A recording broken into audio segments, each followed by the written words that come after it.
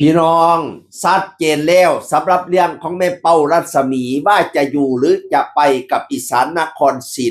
เป้าต่อหน้ากัน4 คนเลยต่อหน้าบอดโนดต่อหน้าเฮียหน่อยต่อหน้าคุณหมอกรวินแล้วก็แม่เป้ารัศมี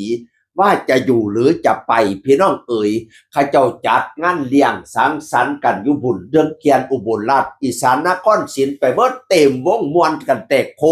กพี่น้องเอ๋ยโอ้เลี้ยงกันม่วนจังเนาะบ่ทันได้ปิดฤดูกาลเท่านี้สิปิดฤดูกาลวันที่14มิถุนายนเนี่ยเลี้ยงกันแล้วม่วนโคกแต่โคกพี่น้องเอ๋ยบัดนี้นี่บอดโนดก็เลยขึ้นไปเว้าบัดเนี่ยให้เว้ากับอีแม่เป้ารัศมีเฮียหน่อยก็อยู่นำเว้ากับพี่กับน้องเบิ่งหนุ่ยแม่เป้าเว้ากับลูกกับเต้าเบิ่งหนุ่ยฤดูกาลหน้าน่ะเจ้าสิอยู่หรือสิไปว่าซั่นว่าน่ะแม่เป้าก็เลยบอกตามตรงเลยว่า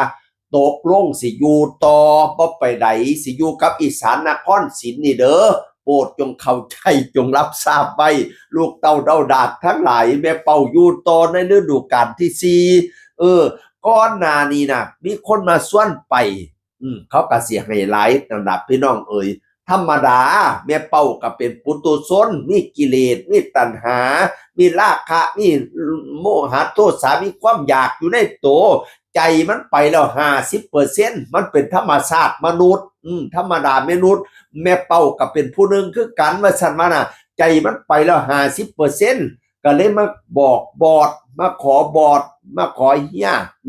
บอดก็เลยบอกว่าบ่ให้ไปว่าซั่นว่านั่นน่ะบัดนี้ก็เลยจุกในใจเลยโอ้พะนาว่านั่นน่ะเพิ่นเป็นฮอดเศรษฐีพันล้านหมื่นล้านเพิ่นก็เห็นคุณค่าเฮาอยากให้เฮาอยู่ต่อ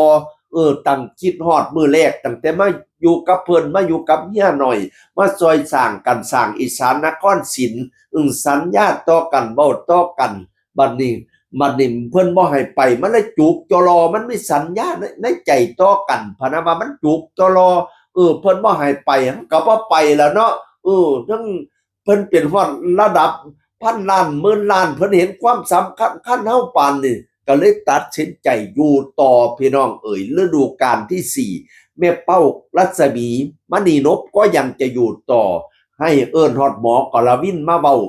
หมอกรวินก็บ่ให้ไปพี่น้องเอ๋ยตกลงก็เลยได้อยู่ต่อในฤดูกาลที่4เด้อแม่เป้ารัศมีหลายคนก็พะวงสงสัยฤดูกาลหน้าแม่เป้าสิมาบ่มาน้อหลายคนก็ถามในเพจข่อยดิเห็นแม่เป้าร้องเพลงอันเด้งดึงแล้วมักหลายมักแม่เป้าหลาย